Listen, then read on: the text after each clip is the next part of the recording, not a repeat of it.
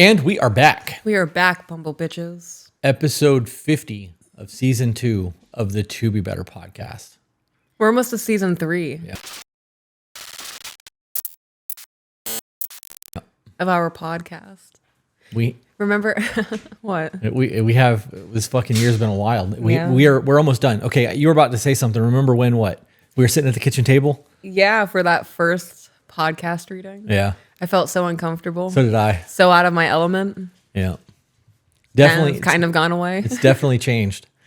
So we have to do one more episode for the podcast, and then Zach is putting together the year in review of all the good moments. So I stop saying So we have to do one more recording for the actual podcast, and I think 3 or 4 more podcasts for Fridays. So the Friday content will be done. We'll be done for the year. I really think because we only have to do the one episode, we'll be done with the entire year of podcast stuff by the end of like the next week or the week after. I bet it'll be this week. Pretty cool.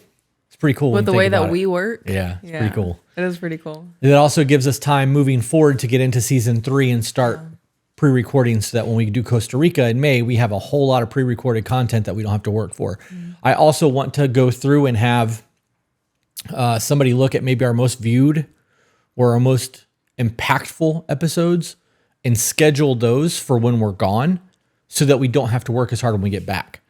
So if we can get a month ahead and stay a month ahead of recordings, we have backlog old stuff that we can just re-upload, replay kind of thing. Cause that's what a lot of podcasters do when they take vacations. It'll be the most impactful episodes. And then when we come back, we can just jump right back in and we'll still have that backlog or whatever, which will make things pretty wild. I would also like to get into doing some live Zoom calls or live voice calls for Patreon for the Ultimate Chat. Okay. Maybe starting next month sometime or maybe in January, because I know that there's logistics that have to get through that as well. But having people be able to just kind of call in, we'd have to figure out how we would hear them. We'd have to get headphones out here. Right, our headphones. I hate that. I'm stressed this morning, so Lilo, get out of there. That is not for you. You little ginger snap. Walk away. So a couple of things that I want to get into before I get into the thing that I'm really interested in talking about. Okay. I learned yesterday by talking to somebody in my family that there is an app called Talking Parents. Is that right? Yes. So for all of you who have co-parenting issues, you can download an app that is designed to be spied on. And when I word it like that, it doesn't sound very appealing. But what it does is you can set up an app so that 2 parents can have conversations about children. You can send money, you can send photos, you can do phone calls, all of it, and it's all documented. Everything is tracked so that in the event that you have an ugly divorce or you're going through an ugly divorce or ugly sharing or whatever the case may be, there can be no threats made. There can be none of that shit and it not be seen because you were talking through an app that the courts have access to. Right. It's $29 a month for like the big tier, but I think they have like a really cheap version of like $10 or $12 a month. I highly recommend anybody that has been going through any type of nonsense with custody agreements or shared time or ugliness between 2 parents to at least look into that. And I know that there's a couple other ones, but that was the one that got brought up in conversation because we know somebody who personally had to use it. So highly recommend that you guys check that shit out. They finally made something useful. I don't know who's they, but you mean the app makers? If they've tried other apps, then I'm glad that they're doing something useful for once. Okay. All right. Are you ready for this? All right. Okay. Yeah. We've gone to the Naples Garden A plethora of times. right? Do you close your eyes for me? Okay. Do you remember what it looked like the first time that we walked through that garden together? And the waterfall where the flowers were and all of the things that they have at the Naples Garden and that experience and how good and new that felt? Yes. Okay. While you're thinking of that, did it feel like that the last time we went? What, like good and... Like the first time it was. The excitement, the beauty of all of it? Yeah. I mean, not to the same extent. Okay.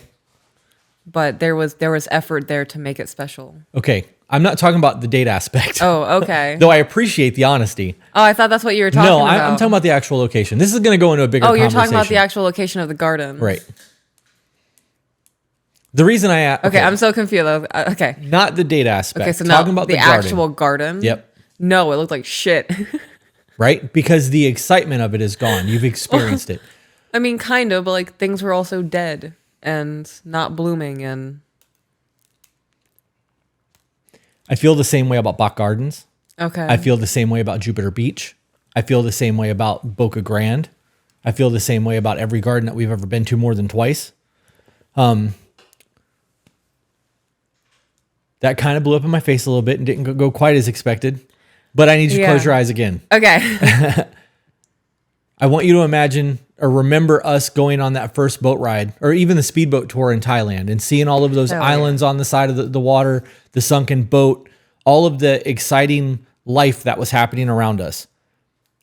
There was a conversation that was had that was like, we could never get used to this. And the people here take this for granted. Right. Do you think that if we went to that spot over and over and over again, that would lose its luster and that you would not feel the same way about it as you're remembering it right now? Yes. Why?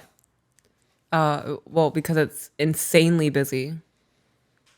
There's trash in the ocean, and over time it would turn into I'm not really feeling like going out and seeing all of that today. Yeah, it's dope to see, but I've seen it 20 times now. I'm tired of seeing trash, and I'm tired of Crowds and rude people, and yeah. So this morning while I'm on the decompression table, they got those TVs that you can barely see. Right. And even with the pillow underneath my head, I have to lift my head up, like hold it there so that I can see what's going on. And there is a photo on the screen of a very small town that has one road running through it, and it leads up into a mountainscape. And the mountains are green and lush. You can see the road winding up, and then it turns into an alpine tundra, and then it turns into ice caps. And it's surrounding this entire little town, and this town looks warm, and the top looks cold, and I'm sitting there going, this is fucking incredible. I would love to be able to look at that every single day of my life. And then it dawned on me the amount of people who live in that town take that for granted because they see that every day. That is their existence day in and day out. They want to see something different. The people that come to Florida come here and marvel over the beaches and the bridges and the gators and all the things that we have. But the people who live here are like, yeah, I'm not going to the fucking beach. Tourists are there. Mm-hmm. There's nothing special about gators. They're all over the place. Why do you want to go to the Everglades? Right. If there's water here, there's an alligator in it. Like, you just accept that when you're a kid. And we know that growing up, there's nothing glorious here. Oh, I want to go to Disney. Fuck that. Even St. Augustine being super fucking cool the first time you go, second, third, fourth, fifth time, it becomes very monotonous. Would you like me to get you a cup to spit in instead of your tray? No, this works. Okay. Thank you, though. Now, with all of that laid out, are you ready for a metaphor? Yes. This is long-term relationships. Damn. Okay. People wake up every morning Yeah. in the beginning of a relationship. Hey, beautiful, I hope your day is going good. They're invested. They're excited to see their person, new outfits, new hair, new nails, whatever. Shave my beard, shave my head. We're invested in each other's day-to-day activities. We want to know of the goods and the bads, and like there's tons of conversation. You move in, things are lovely and great in the beginning of the moving in period, and then people start taking their person for granted. They start waking up in the morning, and it's no longer an excitement to see the person that they slept next to. They're no longer to lay down at night and fucking lay the way that we lay every single night. The things that we look forward to, a lot of people start to take for granted because that person is in their house every day. They know that when they wake up tomorrow morning, the person's going to be there. They believe that. They can't know it. They believe it. Something could happen today that could cost you your loved one. All of the taken for granted moments that people have in their relationships are why the roommate phase happens so quickly. It's why we become so complacent in the dating and the doing things, and why people have the fucked up relationships that they have, because this wasn't always the case. Right. At once you were at that vacation where you were like, I could look at this every day. And now you're like, people, crowds, garbage in the water. Too noisy. Too noisy. Fuck a boat ride. It's too bouncy. I'm going to just stay here and watch TV. I'm going to scroll on my phone and TikTok and doom scroll and Instagram and start looking at other people because I look at this all the day. It's here. Like, I take it for granted. I went through a whole fucking thing this morning laying on that table thinking about all this. And that was 15 minutes. Yeah. We are at a point where like we go above and beyond to make sure that we are still trying to love each other effectively. last night while we were laying on the couch. So everybody shout out Jay Bentley. Oh, hey, we didn't do the thing. Everybody that's watching on Patreon, shout out for you being here. Thank you for being here. For those of you who are listening on Spotify or watching after the fact on YouTube, we are recording live for Patreon. And you missed out. We do this a couple times a week. Every episode that we record now is live for Patreon unless we are recording quick conversations for Patreon. Right, exclusive content. Right, because that just stays on Patreon. Right. So if you guys are not a part of our Patreon community, I highly recommend that you go do that. If you've made it this far into the video and you're watching on YouTube, like, subscribe, share, all of that fun stuff. Leave a cool comment so that we know you're paying attention. I've covered all the bases there, so I can continue with the conversation, right? Yeah, I think so. Good. Great.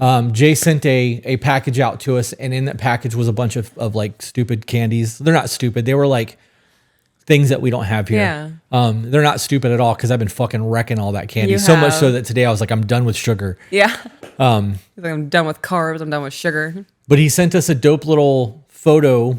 A camera that like winds. It's Legos. Yeah, Lego set. And last night you built it. It's 280 pieces. Like an hour.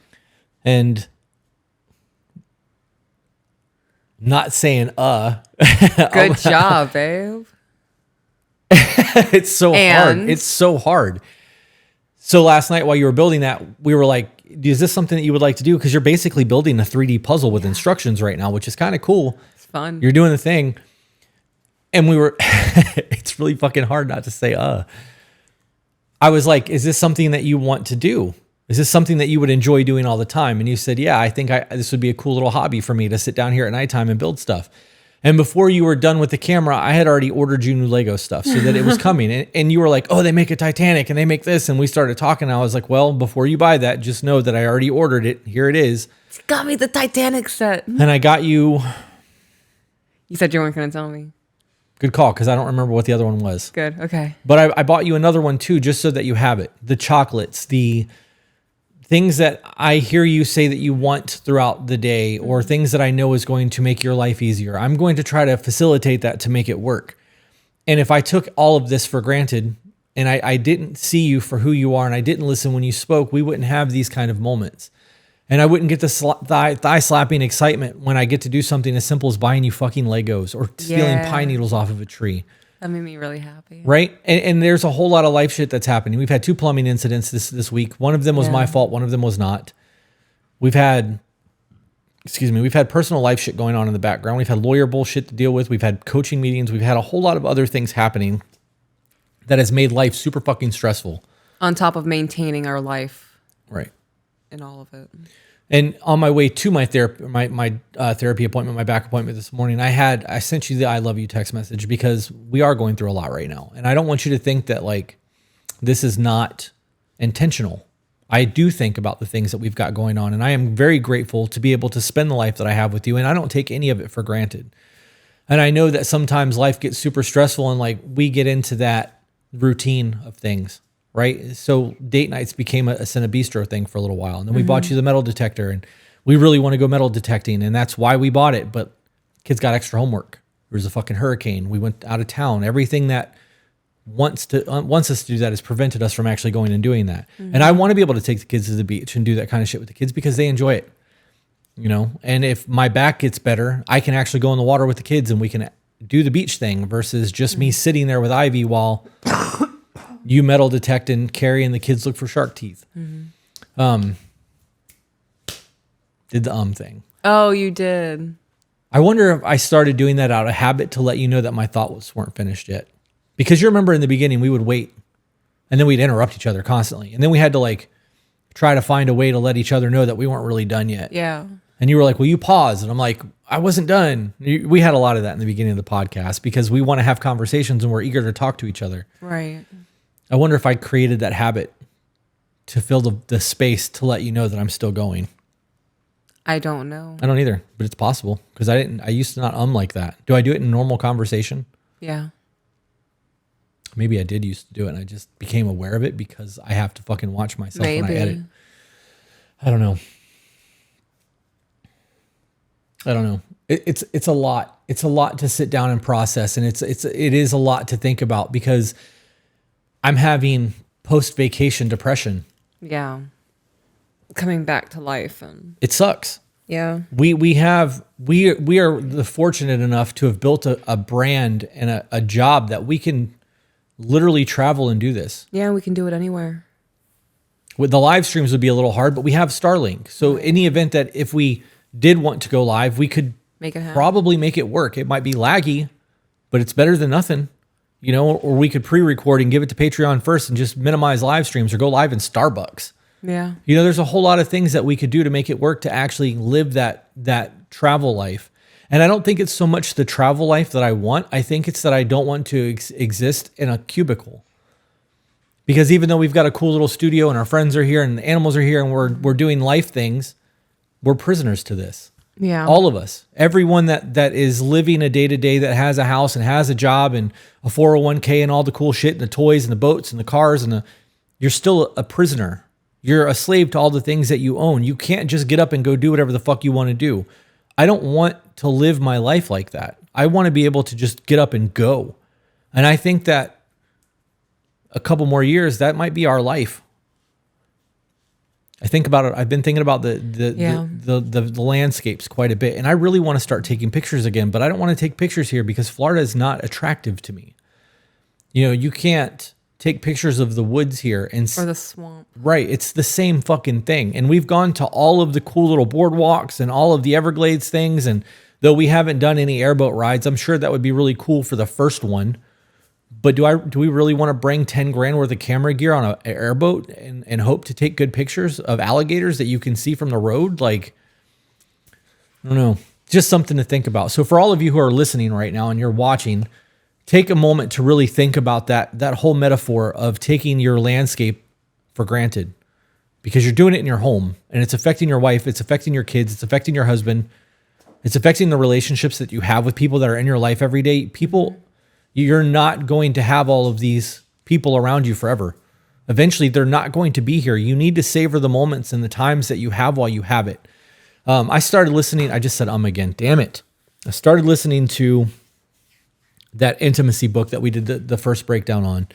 And I would like to do every single chapter. So I think for the end of the year, because there's 7 of them, and we didn't even get into the first chapter. No, I just did a small breakdown. I think that every Friday episode from now until the end of the year needs to be one of those books. Okay. I'm almost positive that's enough for us to wrap the year out in terms of Friday episodes. And if we have to do a double episode for Friday, we can. It'll just be a long one. Right. But I was listening to that book this morning, and he was saying in there that, oh man, how did he word it? He was talking about people making a choice to be in love, because love is an action. It's a choice. You have to choose to do it. And you read past the part that we got into the other day, right? Yeah. He had talked about how when this guy and this woman and their kids went on vacation, and he heard somebody loaned him a CD. It's an old book apparently, but he was listening to the CD, and the guy on the CD said that that love is a choice, and you have to choose to love your person, and you have to actually be engaged and pay attention, because that's how intimacy goes. That's how it blossoms, yeah. Right. And he said that the guy went on vacation and he heard the love is a choice thing, and he said that it hit him like a ton of bricks. And the whole time he was on vacation, he said that I'm going to love my wife, so I'm going to make the choice every day for the next 2 weeks to love her the way that she wants to be loved. So when she was like, let's go to the beach, he's like, internally he started making an excuse. I don't want to do that. He was like, no, I'm going to do it. She wants to do it. It's going to make her happy. I'm going to go. Mm-hmm. And he did. And like, this started happening back and forth so much over the 2 weeks that he started reconnecting with his wife again and with his kids. And the kids were like, did dad win the lottery or something? What's going on right now? Like, they questioned it. And then she said that the writer said that a couple weeks after they got home, they continued that. And the wife said to the husband one night with a very like somber face, said, do you know something that I don't? And he's like, what do you mean? She said, well, did the doctor call with the results of my last checkup? Am I dying?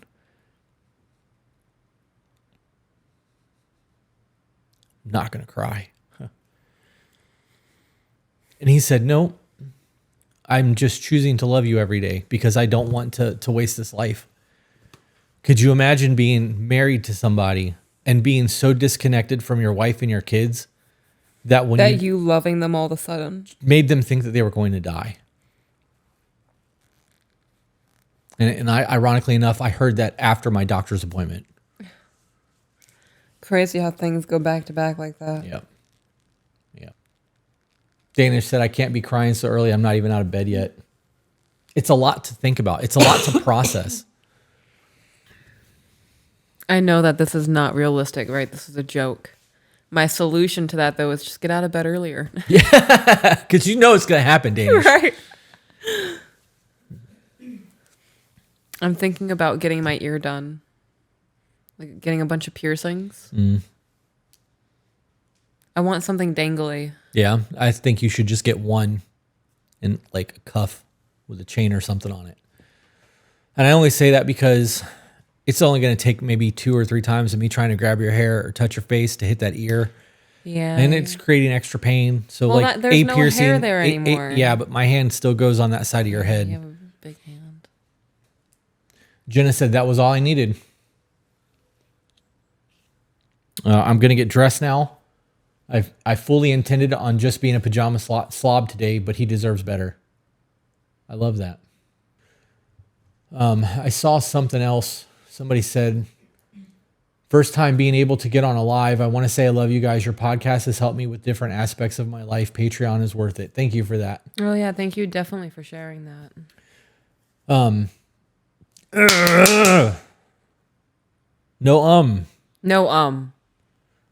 Need the sign and 2 of them. No F-bomb right there. Or even above the camera.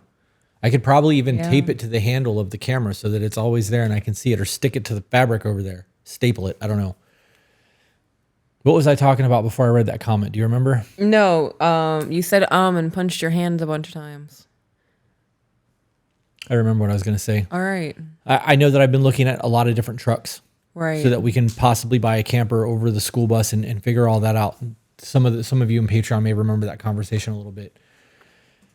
I think I'm going to do the Bronco Raptor. Okay. Even though I started looking at the Ford Rangers. It's a fucking Ford Ranger. It's a Ford Ranger. Because they have the Ranger Raptors.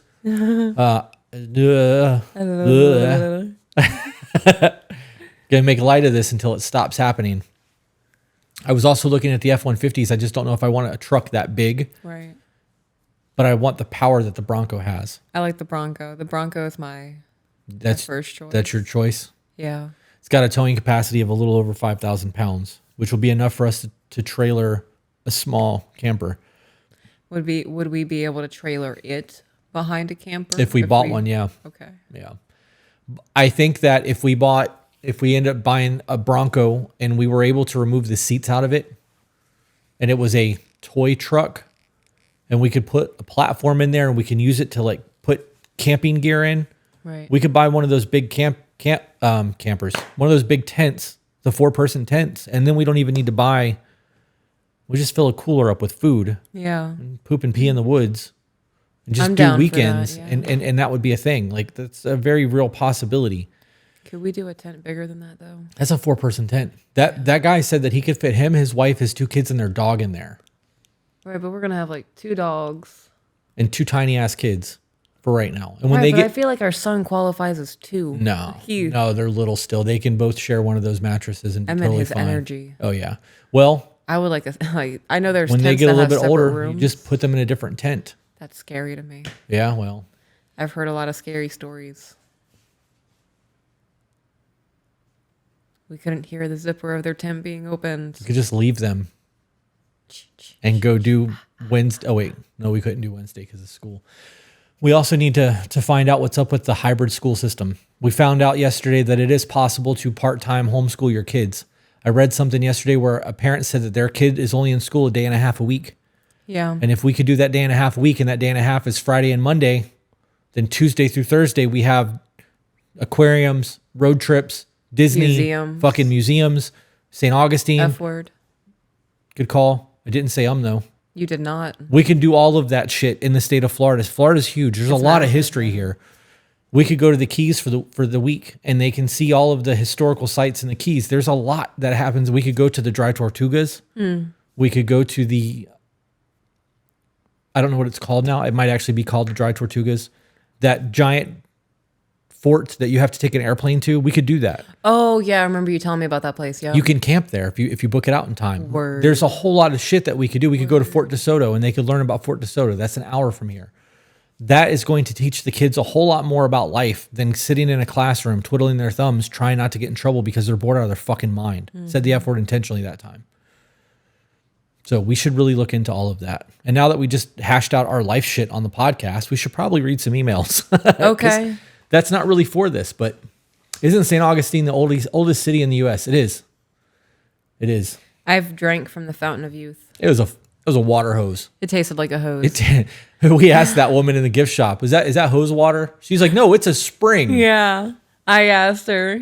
You looked absolutely flabbergasted that I asked her that question. Yep. Jenna said that showing your kids the scenery around you will also re-spark your appreciation for where you live. It will also give us the opportunity to get our kids into a hobby. We could buy them very cheap, used, old-ass cameras. That's actually on their Christmas list right now is child-friendly cameras that they can drop in water. We'd buy them GoPros. All those kinds of things. But they don't have the buttons. Well, these cameras do. I'll show you. Okay. I bought 2 dressers and two desks today. So they both have the exact same bedroom setup for furniture minus their beds. So that they have a place to sit and draw and do things as well as change out the dressers. I'm pretty excited about that. They'll be here this Wednesday. I'm pretty excited about it too. They're graduating from toddler furniture. Yeah. To big kid furniture. And it breaks my heart a little bit, right? Because I've been using the cubby system because they've been wearing little tiny clothes. Yeah. And all of a sudden we almost have a 7-year-old. I don't know what's happening. You know, it's going to be really cool. What's that? When he's like, we're both of them. I'm going to say him more than, well, maybe not because of her personality. It's probably going to be more her than him. But by the time they're teenagers, those dressers are going to be covered in stickers. Oh, yeah. And we're going to see their personalities as they've gotten older through those stickers. It'll be like an album almost of visual time representation of their growth. Yeah. Yep. Yep. Princess Carla said, we just got a 28-foot camper. So excited for next year. I love that for you guys. We started looking into campers. The problem with some of the campers is if you go over 27 or 28 feet, you can't take it into a national park. Yep. So if we buy the Bronco and then we buy a Class A, we have to trailer the Bronco, get to a campground, unhook the Bronco everywhere, and then do that. Which isn't unrealistic. I feel No, like it's not. It would be a slight headache of trying to find one that's near everything we want to do that's not full. Right. And that's I'm getting a call from the children's school. Okay. I'm going to mute you guys for a second.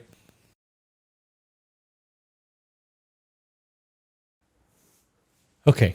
So we were going to jump into emails and read some emails, but one of the kids just puked at school. Let's wrap up, discuss it off camera, and then go from there. Okay. The RV thing, the length of the RV thing only matters if we're doing major cities or doing national parks. So if we wanted to go to Glacier or Yellowstone, we would need to be under regulation. But if we were going somewhere like Utah or Arizona, it wouldn't matter because it's all BLM land. We do the fuck we want out there. Right. So that might be something to consider too. Maybe we rent RVs when we want to do those things, or just Airbnb it and drive up in the van and go explore and do all that shit and not live out of it. Might even be cheaper to do that. I mean, yeah, that's something to consider. Probably be way cheaper to just travel that way. Yeah. It's going to take the same amount of time to drive there one way or the other. Right. We drive our Airbnb and just go and explore a park and drive home. Yeah. Yeah. All right, guys, we're going to, why don't you want Ivy to bark? Because in the event that we light her up, we want her to look aggressive. And then in the event that we have to let her go, we want her to do her job. We don't want people to think that she's a threat. Mm-hmm. We want her to be a silent assassin. But dog barking is annoying as fuck. Yeah. Well, she gets 2 barks out. Yeah. To let us know somebody's here, and then stops. It stops, yeah. That being said, guys, we're going to wrap up. We'll come back on here either today or tomorrow. Yep. Live streams. Yep. Go from there. All right. Thanks for tuning in. We'll see you guys later. Bye, guys.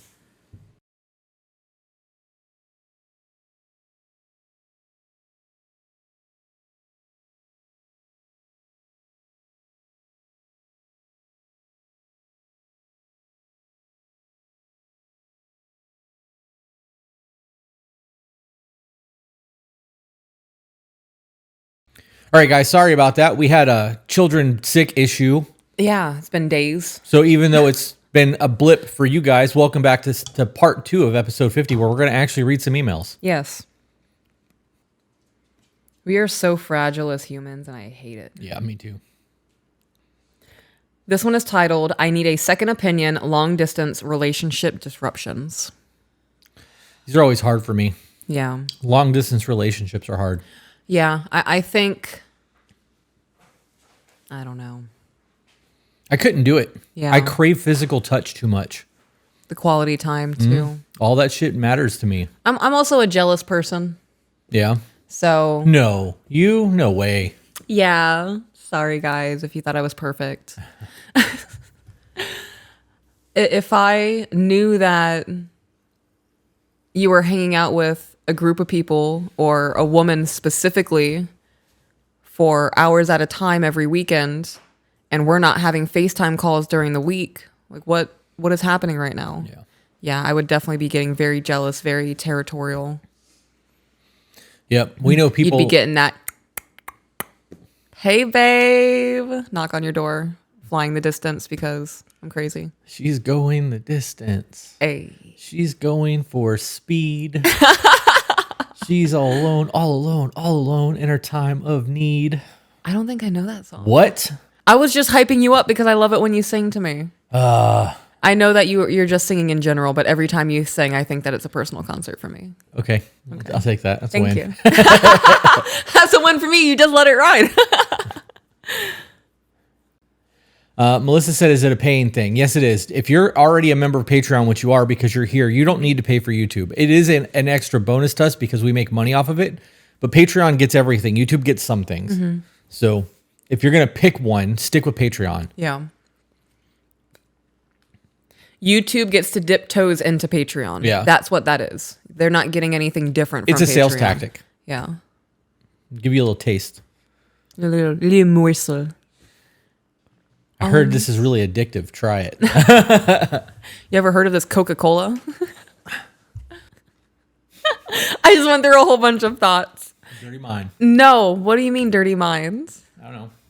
No, that wasn't. It was all, I don't know, relationship happy stuff. Okay, we'll run through it. Okay, well, We'll get in the email. The first one was, oh, look at my husband eating. I take such good care of my man. And then my mind went to, he said he didn't want bacon specifically. And I was like, wait a minute, husband tax. He kind of earned that bacon. And I was like, okay, I'm happy again. There he goes. I really don't like their bacon, but I was done with the taste of Reese's, and this was the other option besides your bread. I also have potatoes. This was the only non-carb option. Oh, true. So True. Yeah. it's a win. It's definitely a win, yeah. Oh, I'm going to piggyback off of that. Something that I told the children the other day is that Pops gets the last of everything in the house. And they were like, why? And I'm like, do you see what Pops does for the family? Pops gets the last of everything in the house. Unless it's yours specifically. Right. Then it's yours. But if we buy a pie for the household and there's one slice of pie left, it's for Pops. Unless Pops bestows it. Good behavior. You guys get to share the last piece of pie. Is that why you didn't give me shit for eating the last jalapeno popper last night? Yeah. Yep. I've eaten so many jalapenos over the last 3 days that my stomach is so fucking wrecked from it. I shouldn't have made so many. I didn't think they'd be gone so quickly. I was hoping that we'd have a back stock for a day or two. I made 40. And I ate 2/3 of them. I had 10. Because you made 2 trays. Right, 2 trays. I ate that entire first tray the night you made did. them. And then I had half of that second tray. And I ate the rest. Yeah. I'm not sorry. I know. It was so good. I know. I mean, it makes me feel good that you enjoy my cooking so much. Yeah. Yeah. It might be like the red heart queen in me from... Alice in Wonderland? I was going to say Crazy Eights. I don't know why. Alice in Wonderland. Yeah, with the big head, inflating my ego a little bit. I like to think that you wouldn't devour somebody else's food like that. No. Hell yeah. Validation of my reality. At least not while you're there. No, don't plant that seed. Why would you do that to me? Because I'm an inner fat ass. And if Zach ever makes gravy and biscuits again and you're not around, I'm going to fucking devour that shit. You better not say it's better than mine, though. I didn't say that. I said I was going to devour it. All right. So that's my next boundary on that then. Not boundary, but my next hope. My next hope is that my husband's not going to be like, see, I'm not scared of my husband cheating. I'm scared of my husband going, oh my God, this food is so much better than my wife's. Don't tell her. I'd be devastated. I don't know how do I come back from that? Get the recipe. Try to make it better. Oh, no, because then you're going to compare it to theirs. And Right. I'm going to have this level of standard in my mind of it has to be better than Betty's. I already do compare your food to everything. I'm judgmental. No, I know, babe. There's a different... Don't be emotionally attached to somebody else's food, please. Okay, I can promise that. Don't eat somebody else's food the way you eat my food.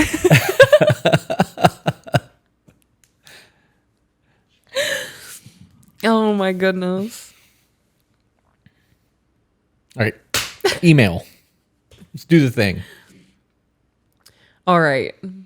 So to read the title again, I need a second opinion, long distance relationship disruptions. Okay. And this is from June of this year. Okay. So it's been sitting for a while. A little bit. Yeah, we get so many emails. Mm-hmm. Hello. I'm going to try to be brief, but please forgive me if the email runs long. I first want to thank and acknowledge the work you both do for your podcast and the channel. It has been a great service to me and has been served as God's way to open his door to me after so long being non-religious. Love that. Me too. We don't lay in heavy on the religious aspect or our faith or we don't have to. How we derive our morals from it. It's relevant when it's relevant. It's relevant, right? I love that people are gaining their own relationship by listening through us. I feel like I am kind of being, oh gosh, I don't know. I don't know why this was the thing that came to my mind, but do you remember Nyan Cat? It's a Pop-Tart cat, and I'm almost certain it pukes rainbows. But I feel like that, but the messenger for God, just faith. Okay. Is that the stuff you still love, babe? I don't know what any of that is. But my description didn't do it for you? Nope, never seen So it's it. like a pink Pop-Tart, but it's a cartoon cat, like a Yeah. game, like a 8-pixel-bit cat. A pink Pop-Tart with a cat face. And I'm almost certain it vomited rainbows. It'll all make sense when I show you later off the podcast. Carrie, did you get what I was talking about? Hell yeah. Carrie knows what's up. I'm old. It happens. That topic will require another email, but nonetheless, thank you for the different and thoughtful perspective you have openly provided. The issue at hand is me and my partner of 2 years had several bumps and disruptions after we become long distance. So they didn't start that way. They became that way. Right. Okay. The situation surrounding that is a little messy, so bear with me. We met while she was still with her now ex. I feel like we read this. I was cordial with him, but we could never relate to much. My partner confided in me several times for several months before we got heavily involved with each other. I knew she was trying to fill a gap with me, and I did my best to be a good friend. We did read this. Okay. Did we finish Shark Tales last night? Shark Tale? No.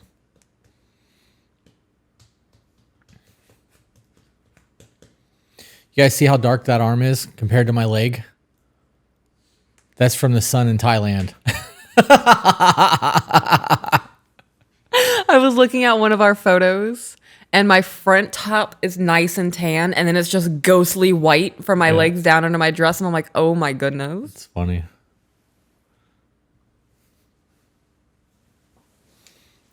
All right, next one. This one is titled Marriage Advice, Counseling, Help. Hello. I don't know if you still answer emails. I have just recently discovered your YouTube channel based off of a Facebook reel I saw. Facebook doing its thing. Yep. And we do still answer emails. That's what we do. Here we are reading yours. Yeah. I am currently on episode number 4. I wanted to start from the very beginning of your channel in case you gave advice that you haven't touched on in recent videos due to not having to repeat yourselves over and over. Love that.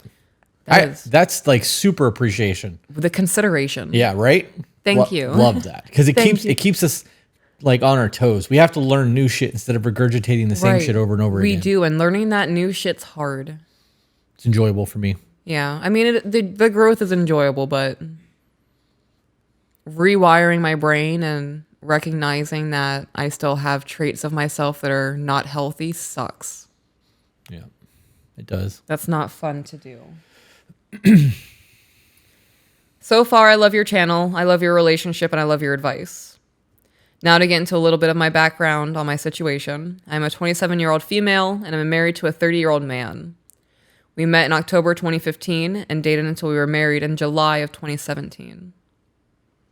We separated in June of 2021, legally divorced November of 2021, reconciled December of 2021, and remarried February of 2022.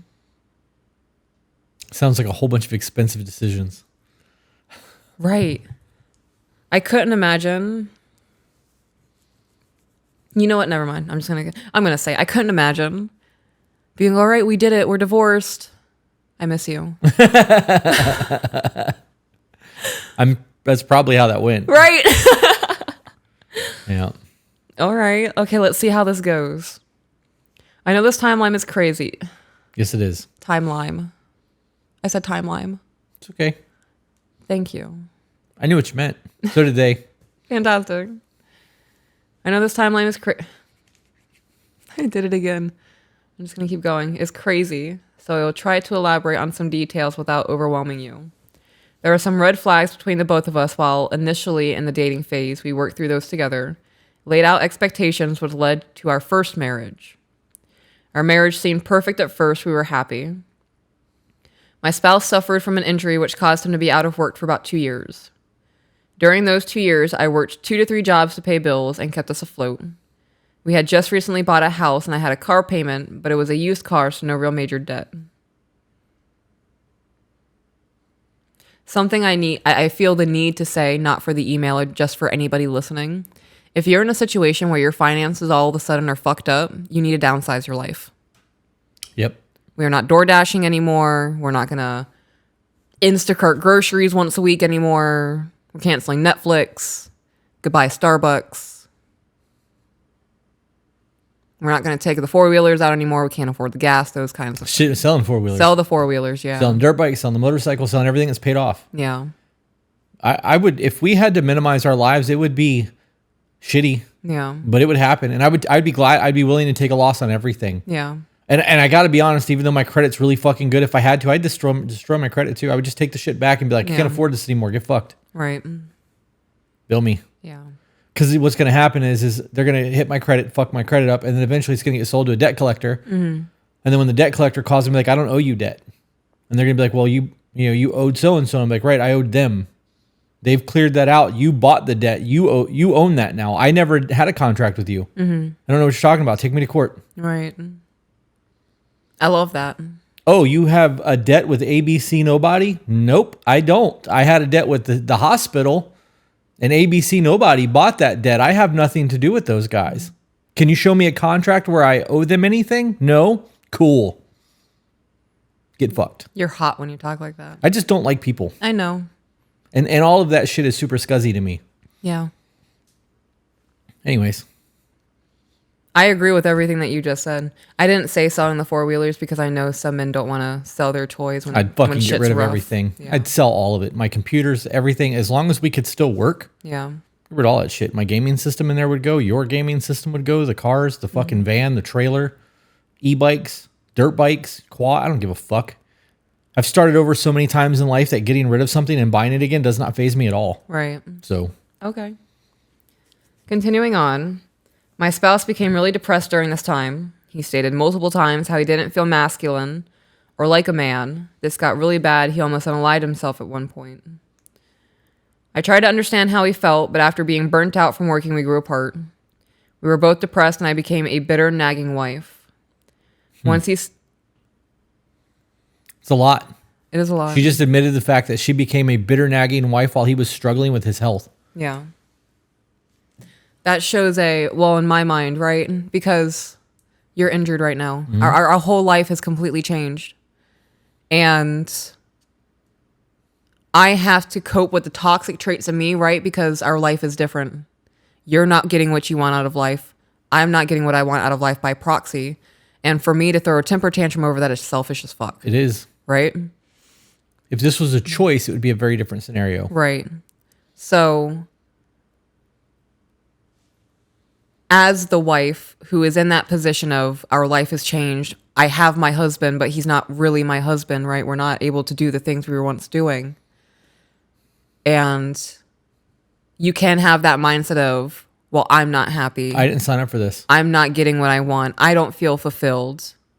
Or you can be in the mindset of, now I get to pay my husband back for all the time he's taken care of me. Yeah. It's also important to recognize that when people are going through what they were going through or what I'm going through, that the person that is in pain is still doing the things necessary to take care of themselves. Mm-hmm. Physical therapy, going to appointments or whatever, stretching, wiping your own ass. Right. It's so easy to be angry and frustrated and resentful and seeing the person who is not in their 100% capability as being the root of that problem. Mm-hmm. That is when I'm going to get a little bit spiritual with you guys, right? That's when that higher level of understanding comes in. The more divine self comes in and recognizing that we are here to serve one another. That hard part comes in going, right? So we hear a lot from couples about having issues with sex. Low sex drive, low testosterone. He's addicted to corn. She has a headache all the time. And of course, with injuries, people have that kind of complaint. Instead of sitting there and saying, we haven't had sex in the last 6 months. My husband doesn't feel well enough to have something with me that he enjoys doing.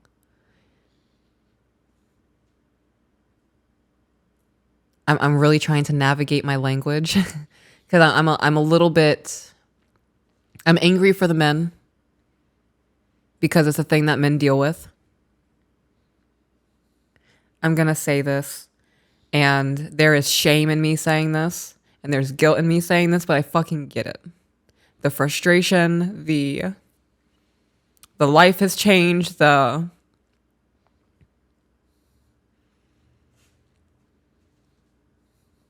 crying because I'm emotional, because me being able to relate to the nagging wife in that situation makes me feel like shit. I don't want to be that person. And that's why I strive every day to not be that wife.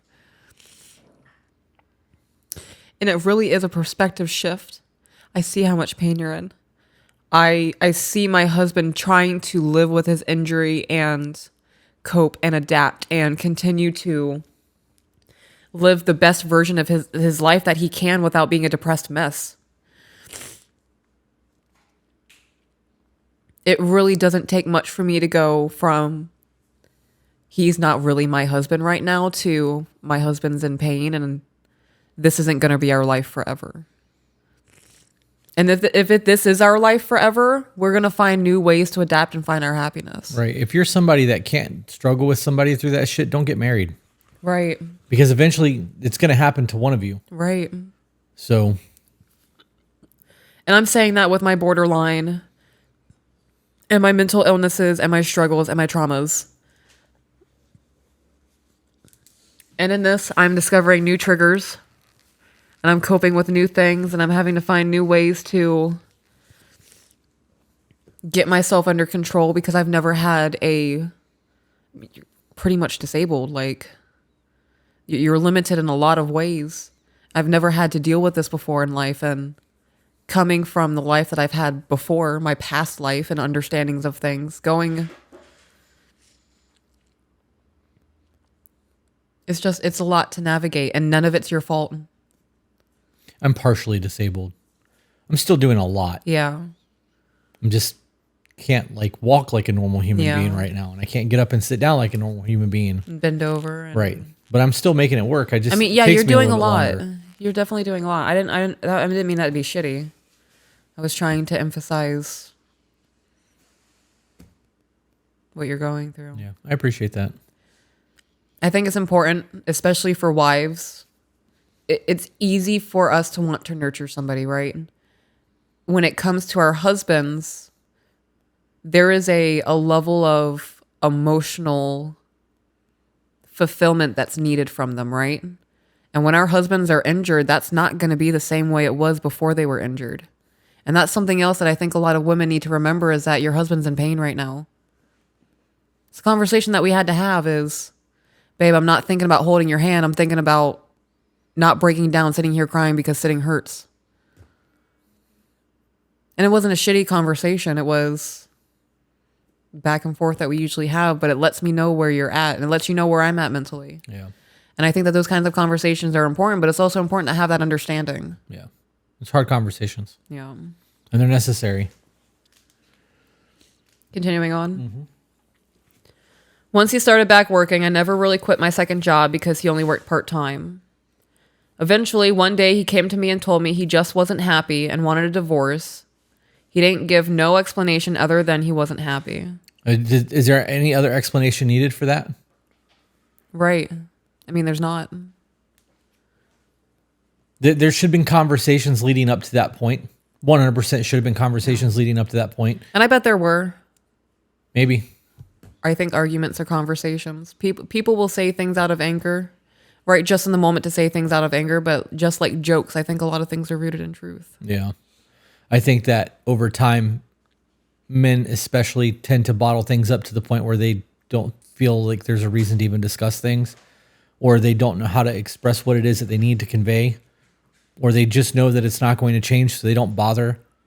And then when it gets to the point where things are boiling over and things are about to fall apart, they just walk away and say they're done. It's real easy to try to have a conversation, have that shit blow up in your fucking face, it become a problem, and then go, okay, well, that didn't work. They don't love me enough to change. They don't care about what I'm going through. Now it's all about them, whatever the case may be. And this happens from both sexes. Yeah, it does. But once that happens, the conversations of how we're going to correct this moving forward doesn't become a conversation anymore. It's easier to bottle it up, shut up, put your head down and go until you wake up one day and go, I don't think I want to live anymore. And the option is either eliminate yourself or have the hard discussion of this isn't worth it to me. It's maybe 5 years, 15 years, 20 years, who the fuck knows? But one day you wake up and you go, this isn't the life that I want to live. And you have to make a decision to change that. And that change can be a multitude of things, but it always goes to the worst first because that's the easiest way out. And that's me speaking from experience. I think explanations were given a lot prior. Maybe. I later went snooping through his phone and realized he was talking to a girl at work. I confronted him and he ended up confessing he fell in love with her.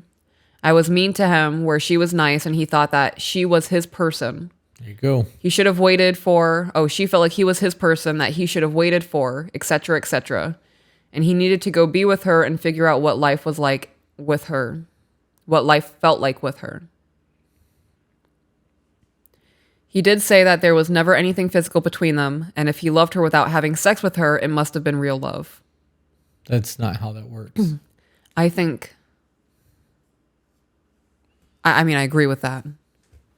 I think that a lot of people fall into that. I've been starving for the last 6 months. Grass is greener. Yeah. And now somebody's making me feel good. Yeah. Yep. Tired of being bitched at, tired of being nagged at, tired of being underappreciated, tired of killing myself going to work to fucking make ends meet and provide a life for somebody that doesn't appreciate any of it. And then somebody smiles and pays you a compliment and you fucking feel good for the first time around another human being in years. It's why it's important to like lean towards each other and pay attention to bids for connections and like be aware of the way that you're treating your person. These situations are 100% avoidable. Yeah. Continuing. Yep. I confronted this girl out of rage and she told me she did not know he was married and she would have never talked to a married man, that she was Christian, etc., etc. She broke things off with my spouse and he blamed me for the sabotage and still wanted the divorce. I want to take a moment and just say if she was telling the truth and she had no idea that he was a married man, she had no clue, and that she is a godly woman and would never have done anything like that, you can't be mad at her. He lied. Right? Not everybody snoops everybody's social media pages. Not everyone's going to research somebody to see if they're secretly in a relationship and they're going to be a side piece. A lot of people take people at the face value. And if somebody says, no, I'm single, I got nothing going on, word. That et cetera that she placed after she was Christian kind of rubbed me the wrong way a little bit. So I felt the need to elaborate on if she's telling the truth, that she ended it.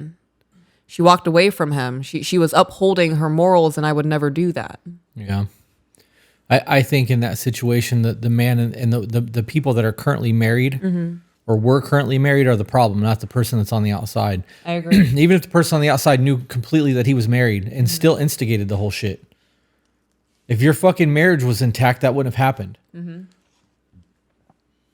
It's so easy to blame other people for your shortcomings. It is. Because it hurts to admit that you have them. Yeah. During like the healing journey, you get to the point where you just accept the fact that you were flawed as fuck. And my shortcomings don't affect me anymore. Oh man, I can't wait to get to that point. They don't bother me. Like it takes a lot to get under my skin. Like all right, this may have to get cut. And I don't know how I'm going to tie this back in. Actually, you know what? I'm just going to let it go. We'll have this conversation after the podcast because I don't want there to be a weird cut and it not to make sense. I don't think you're going to remember after the podcast. It is just about this conversation, letting things go. Just remind me a conversation about letting things go. Okay. And I'll totally be able to have that conversation with you.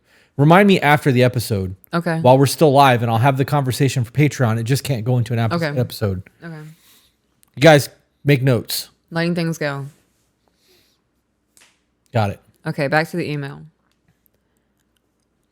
We could not agree on living arrangements, being the house was in both of our names, and his final decision was for me to move out and get an apartment because I made more or I needed to live with my parents.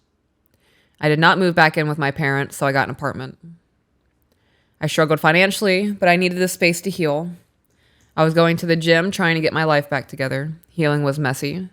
It always is. Yeah. I had put on 80 plus pounds since being married, so I definitely was overweight for my height. I wanted to feel good about myself. During this time, I did talk to someone, and my spouse was with someone. Me and my spouse did not have communication. I blocked him from everything. The person I was talking to said he wanted to be a traditional man and give me princess treatment and take care of me. I wanted this, but it was different, and I was definitely my masculine side trying to hustle to pay bills. This person also picked at my weight and size, even though he knew I was in the gym and working hard. At this point, I had already lost 45 pounds since my official separation. I do believe I jumped too quick into a relationship. I shouldn't have continued to heal. I agree. I should have continued to heal. I agree. But this relationship did not work out. It was toxic, and he knew that.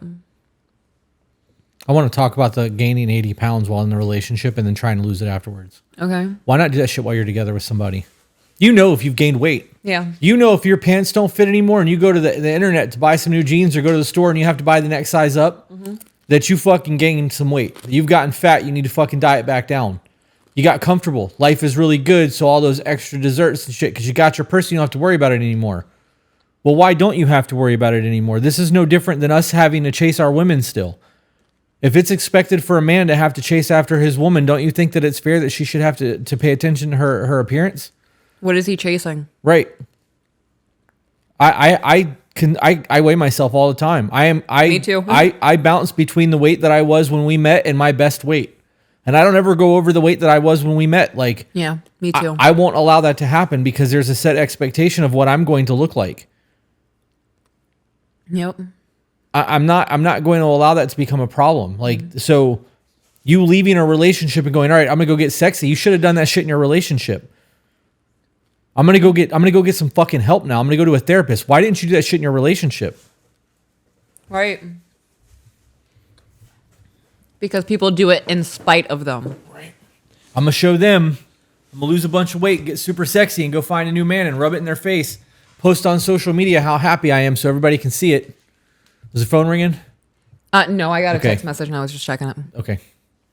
I thought it was a phone call notification. That's why I checked. All right, continuing on. My spouse finally reached out. He realized his situation was toxic. We missed each other, broke off our current relationships, and reconciled. So this was after the first marriage? Yep. At this point, we moved back in together to our original house. We had a long discussion over expectations again, if we were going to try again and make this work. I have to pause you again. Do you think that this is a comfort thing?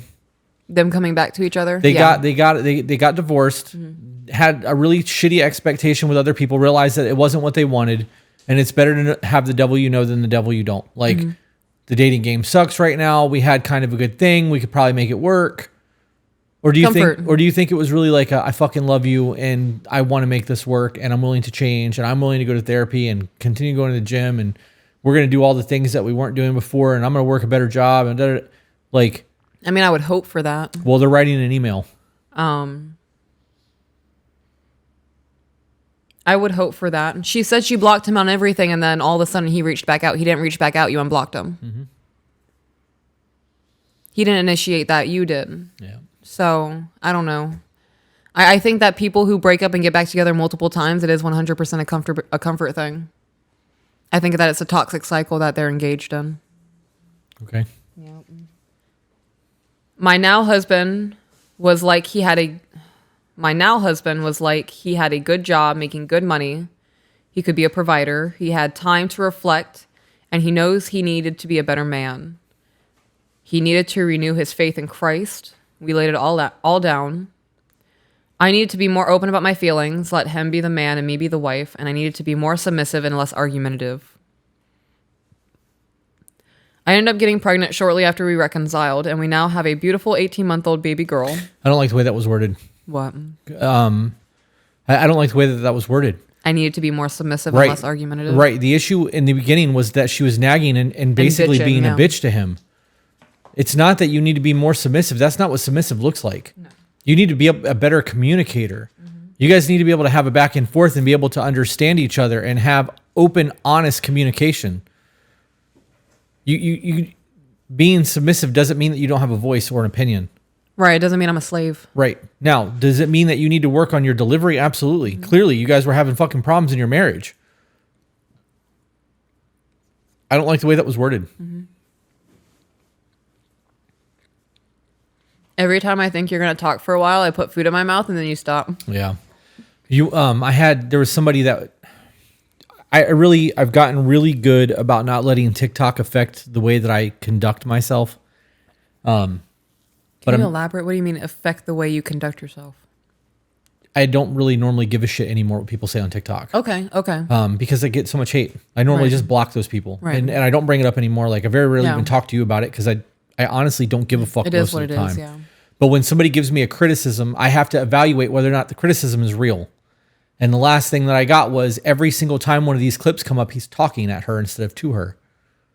So now I'm having a conversation and that dings in my head. I'm like, all right, Sam, shut up. Because I don't want to, it's supposed to be a conversation, a two-way thing. But I'm processing whether or not I actually feel like I'm doing that. Because if I feel like I'm talking to you and somebody else feels like I'm talking at you, fuck them. Right. I know better. But that's not something I've ever had to consider before because this has always been a back and forth, even when we interrupt each other. And I know that it frustrates you when you lose your train of thought. I honestly don't give a shit most of the time. Mm-hmm. We're excited to have a conversation. I'm excited that we're excited to talk to each other. So if I forget my point, who gives a shit? I'm having fun.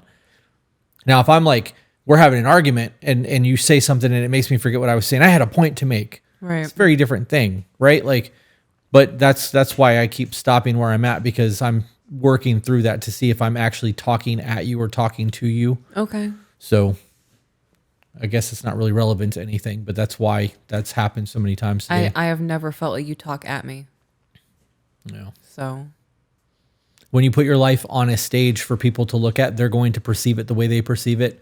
And to just ignore that, ignore the criticisms means that you may miss an opportunity for growth. Yeah. So I do read the comments and I normally block people if I know my truth, but I've never had to experience that and I've never felt that to be the thing. So I'm self-evaluating and going from there. I get that. Okay. I do that too. This was definitely a surprise that we were not expecting or planning, but it was a great blessing also the first few years. Okay, that should have been a period. This was definitely a surprise that we were not expecting or planning, but it was a great blessing also. The first few years I struggled to get pregnant. I had fertility issues, so she was a blessing. So now we will be celebrating our 2-year anniversary as a remarried couple for a grand total of 7 years. I'm going to this car real quick, right? I think a break in your relationship is an ending in that relationship. You don't get to say we've been together for 2 years. I mean, for 7 years. I was actually going to ask you that. Like, Depends on how long the break was, I think. yeah. If you guys dated people in between you guys, you don't get to count that time. Okay. Oh, yeah. I mean, from a divorce situation, I agree. From a dating situation where there's no divorce time, because getting divorced takes time. It's not a quick process. Yeah. So, even in dating, yeah. I know couples who have been on and off for decades at this point. You wouldn't say that they've been together for decades if they keep breaking up and going back together? I think that they're a mess. It doesn't answer the time frame question, though. No, I think that they're a mess. I don't think that you guys are in a relationship. I think that you're toxic codependent. Is that the it's complicated Facebook status? Yeah, they should change it to it's a mess. Gotcha. Okay. Yeah. I fuck with that. All right. Yeah. You're hitting the reset button on that trip odometer. Like, you kicked her out the car. You had to go back and pick her up. This is not the same road trip. We're on trip B now. Right. Like, all right. Now to get more into what I need advice on. We are currently going through a rough patch, I would say. So we both have really good full-time jobs. But since becoming a new mom, I've realized that I want to be a feminine, traditional wife. Okay, I'm going to pause. Because I just thought of something reading that sentence. We are now 7 years from the beginning of them being a couple to now. 2 years into their first marriage, or 2 years of their first marriage, he was injured. 5 years later, they both have fantastic full-time jobs. They have a baby and life is great. Right. They didn't have to get divorced. They didn't have to go through that whole rigmarole. If it had just been basic conversations and communication and listening and understanding. I mean, I'm sure that the divorce and the relationships they had kind of helped shape them into the relationship they are now. I just wanted to point that out, that it didn't last forever. Yeah, there's also the thought process there that she became bitter that he was injured and not able to work and be the normal person. And she's now wanting to be a stay-at-home wife. Mm-hmm. She wasn't willing to support him when he was going through what he was going through, and she became bitter. So why would he want to return that? This is why you're very careful about the way that you treat people. Mm-hmm. There's also the point of view here that they've been together for 7 years and never had a conversation on what motherhood or parenting would look like. And if you wanted to do the stay-at-home mom thing or stay-at-home wife thing, and you hit me with that out of nowhere, and that's never been a discussion, there's a whole lot of work that would have to go into that becoming a thing. It wouldn't be an easy solution. There'd have to be a lot of conversation about that. You're reading Zach's comment. I am. So, brother, I have my response. Locked and loaded. Stick with the odometer analogy. We're on a road trip, dating/life. If you drive 1,000 miles together, you stop and someone needs to go somewhere solo for 100 miles, and then you meet up and go. We're getting out of the car together. We don't have to walk side by side, but we're making this pit stop together. I don't believe in breaks in relationships. I don't. How are we going to take a break in our dating relationship and then be married? You can't walk away from me for 6 months in a marriage. So, in a marriage, no. But that speaks to the ability to heal. And there's a lot of young people who don't know what it is to be an adult and don't know how to be emotionally mature that are going to need to take breaks from each other to process their shit. Because if they're with a toxic person and they're both being toxic towards each other, you can't heal where you're being hurt. Right. There are reasons for that. I actually agree that if you're with somebody for 10 years and you're off and on for 10 years and you're on more than you're off, you've been with that person for 10 years. And you can tell people we've had breaks and we've had some trials and tribulations, but I still think you're together. I think they're together now. And that's just how I view that. That's fine. And you can. Okay. Everybody's going to have their own opinions on that. And we can agree to disagree, which is why I just let you go and do your thing. Okay. I don't, I definitely don't think that it's a bad thing to take breaks if you're dating somebody. I think that in the beginning phases of things, if you're having a lot of problems, taking a break and really trying to take the time to ascertain whether or not this is worth it for you could be a fucking life-saving situation. Well, I think that's different from, they pissed me off again this Tuesday. Well, I know I've been in the friend groups where I've broken up with him again. Yeah. Oh, how much you want to bet they're gonna be back together by next Tuesday? Right. Like, well, there are people who are fucking toxic as shit for each other. I get that. But it's just, I don't know. We're having a conversation of people who fucking leave and get back together. And I was just elaborating that I view that situation different from what you just said of trying to figure out if the relationship is something that they really want. Okay. You steamrolled me there. I didn't mean to. That's okay. I agree with you. Okay. I think that we just needed to put that out there because it sounded like you were very hard. We don't take fucking breaks in relationships. And I think that there are times where that is perfectly acceptable. Well, and that's not what I said. Okay. That's the way I took it. Okay. So. Okay. You want to continue on? Yeah, absolutely. I want to stay home with our daughter. I want to homeschool her. I want to be able to keep the house clean and food cooked. I have brought this up to my husband, and he is not with this idea at all. His only reasoning for this is that we wouldn't have enough money. So recently we just moved and are renting. Well, since we moved, we have separate checking accounts and split all the bills. But I still buy almost all the groceries and household stuff and everything our baby needs. Then you don't split the bills. That's not bill splitting. No, it's not. You may split the household expenses, but groceries and baby needs are still part of your living expenses. If you're going to live split things, then everything should be 50-50. Minus like your gas and your cell phone. Mm-hmm. Our baby needs diapers. Right. We need formula. We need food. The grocery bill this month was $2,000 total. I need $1,000 of that back. Here's the receipt. Like, I agree with that. yeah. Continue reading. Yes. When I ask him for money or help, he gets mad and asks why I have no money. The whole reason we have separate accounts is because he says he can save better than me and I carelessly spend.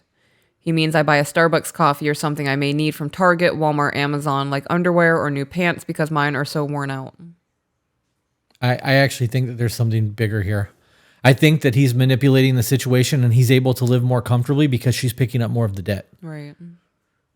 Let's be realistic. Having a fucking kid is expensive. If you don't have WIC or any type of assistance, diapers and formula alone is a fucking paycheck a month, right? Like, so if you're buying, she's buying all of these things, if you are buying all of these things and he doesn't have to worry about it, of course he gets to save more money because you're paying for groceries. I fucking eat. I know how much money goes out every month for food. And I eat way more than you do. You eat more times a day than I do, but my portion size is quadruple yours. Yeah. I'm a big motherfucker. I eat and I can put down some food and I will eat until the flavor is no longer there or until I'm in excruciating pain because I fucking stuffed my face because I like food so much. And that is definitely a problem. I'm not healthy. I get that. But if you had to buy all of our groceries and I don't have to worry about food and you're going to the grocery store and I'm like, hey, I need soap, deodorant, shaving gel, razors that are $30 a pack. And you're like, okay, cool. And you go buy all that shit. And half of the grocery bill is my needs. And I'm not paying you back for that. And all my money's going in the savings account. That's a fucking problem. It is. So of course I can save more if you're buying all that shit and I don't have to worry about it. That's a perspective that needs to be addressed. Mm-hmm. This whole fucking, we're going to keep our bank accounts separate while married is a problem for me. Mm-hmm. No, we're doing this life thing together and we're going to do it together. Now, if you need a fucking exit strategy account, we'll put 10 grand in an account. You will not touch that account because we've agreed that 10 grand is the number. And now we're going to put everything else together and that's your emergency. I have to get out of Dodge account. If you ever spend that money, that's a you problem. Mm-hmm. You spent that money because you felt like you didn't need it anymore. Now, if you ever do need to get out of Dodge, you don't have it, you're fucked. Right? Mm-hmm. I don't have access to that. You do, whatever. Beyond that, everything should be commingled. Right. Why marry somebody if you can't fucking exist together financially? Right. So I want to touch on her saying I buy Starbucks coffee or something I may need from Target, Walmart, Amazon, like underwear or new pants because mine are so worn out. You're not buying new pants every week. No. You're not buying new underwear every week. Right? If you're going to Starbucks every day and you're spending $20 on a breakfast and coffee, and your husband has said that he's stressed out about money and doesn't know if being a stay-at-home mom is feasible because of that, what you say you want and what your actions are two different things. Right. Well, you would also have to consider in the loss of income from her not working. Yeah. On top of that. So if she's making enough money to get Starbucks and do all of those things I would be gone. and still pay for all the groceries and all the baby shit, she's obviously doing better than he is financially. Yeah. How much is Starbucks now? I don't do that shit. So If I go to Starbucks, like getting our 2 coffees, $12. okay, what if it's a breakfast? What if you got a sandwich? Oh, a whole meal? Just for you? Oh, a sandwich for me? Or one of my sandwich. I don't know how. I don't Starbucks. See, that the coffee thing is 100% a you thing. Right. Well, if I got it, so like my typical Starbucks order is like a drink, a sandwich, and then a cake pop. Okay. 15, 20 I'd bucks. say $15 Okay, and if you do that daily, that's what, 90 bucks? for the week. Yeah. 15 times. 7, it's 40. Do it by 6. Do it by 6. That's easy. 3, 0. Carry that's 7. That's easy, huh? $100 a week. Zach says 15 and 20 bucks. So if you do that 5 days a week at $20 a pop, it's $100 a week. $400 a month that you're throwing down the drain at Starbucks when you can make your own coffee at home for fucking $16 for the month. Right. Okay. Continuing on. Hey, speaking of coffee, we have To Be Better Brew.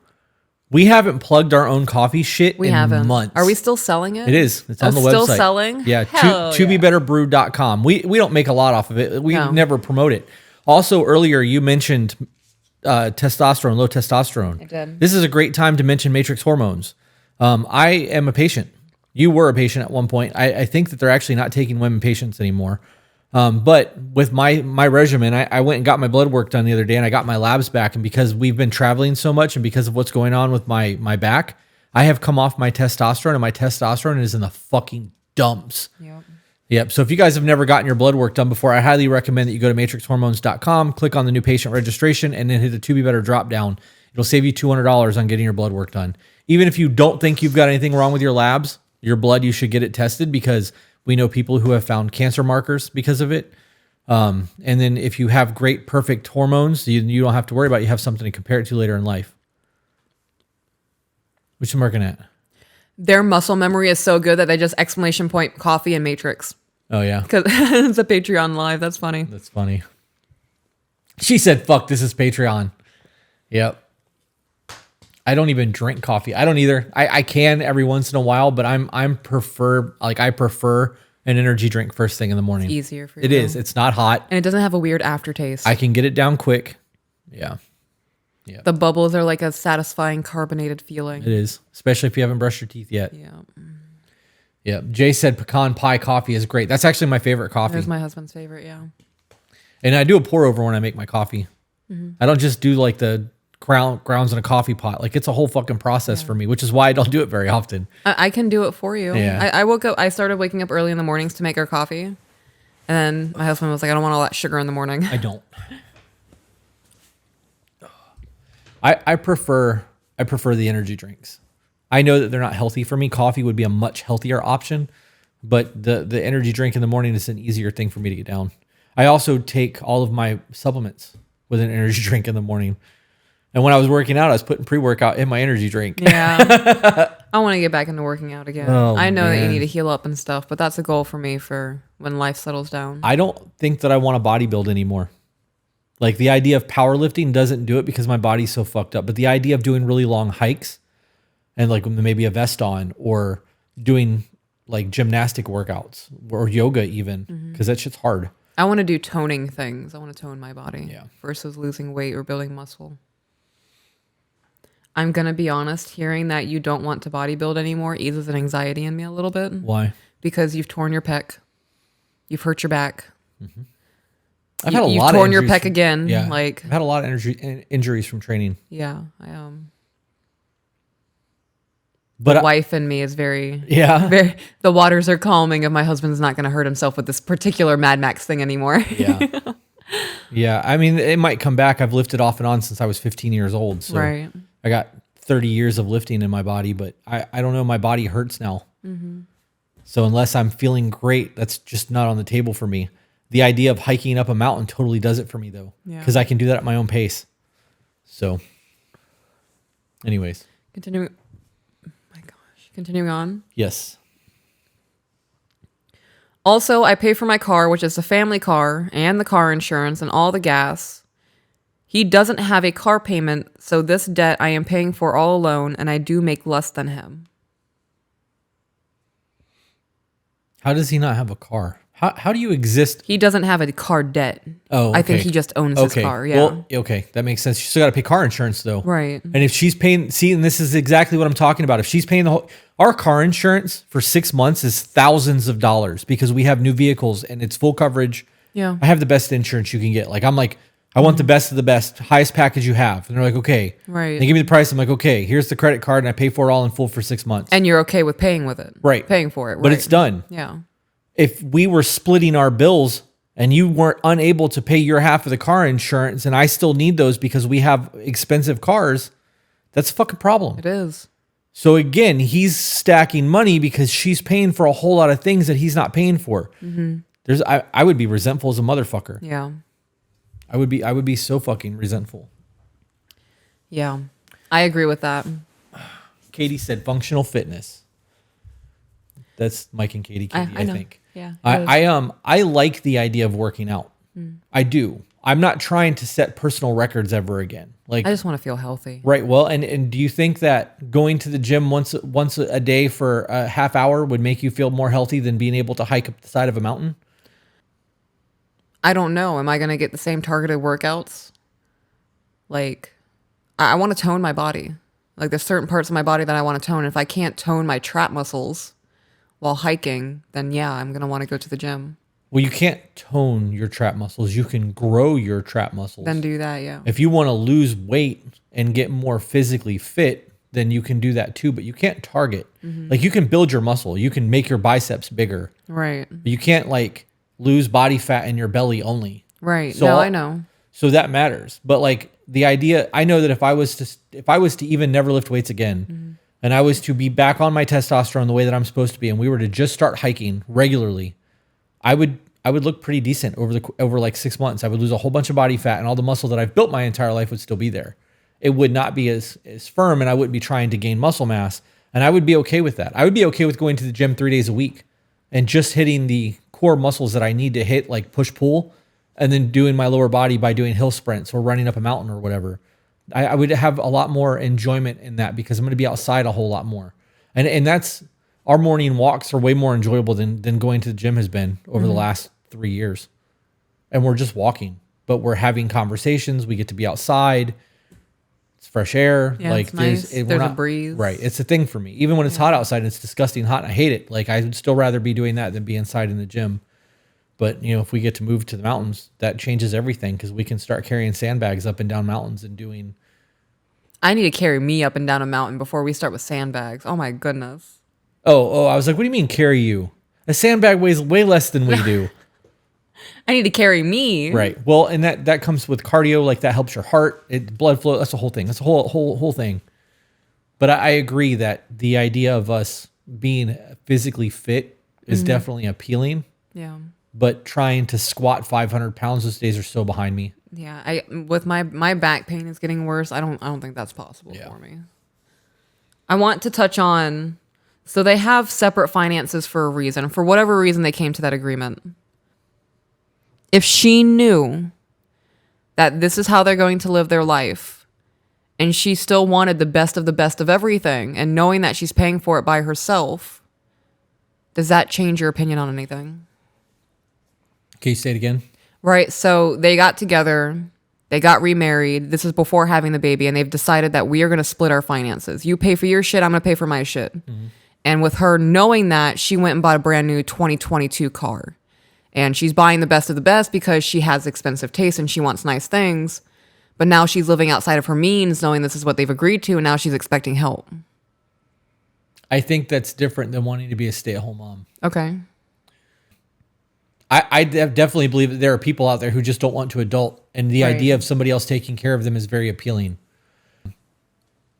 I also understand that when people become a mom, when women become a mom, sometimes their perspective on life can shift because they have a life that they're taking care of now. I think that the bigger question in all of this is, why didn't they have the real conversations of what it would look like once she becomes a parent? Are you you're just asking that question like rhetorically? Yeah. That should have Okay. been had. To answer your question though, do I think that's the case with her? And maybe No, that's not my question. Would that change your perspective on it? on what? On this whole situation? Well, yeah, because then she's manipulating the husband to get taken care of. Okay. If you sometimes you got to lay in the bed that you, or what? How does it say? Lay in your bed. Lay in the bed that you made, yeah. Yeah. Something like that. You made that bed, lay in it? Yes. But I don't think that's, I got to be honest, I don't think that's what's going on here. Yeah. I think that she's taking care of a lot more in the relationship, and she was expecting there to be a 50-50 situation in terms of finances, and that's not the case. Yeah. I also agree that in the event that it's going to be 50-50, he should be paying for his own insurance policy and shouldn't be on hers. I agree with that, yeah. He should be going to the grocery store Right. for when he needs groceries. Yeah, I mean, but I would also take that to extreme because I agree So with would that. I. I'm not buying your food. You can go to the store and buy the things that you like. I wouldn't even be sharing dinner. Yeah. I would be real petty with that. Yeah. We're either married or we're not. That's it. You want to live as roommates? We can be roommates that fuck sometimes because that's clearly what you want.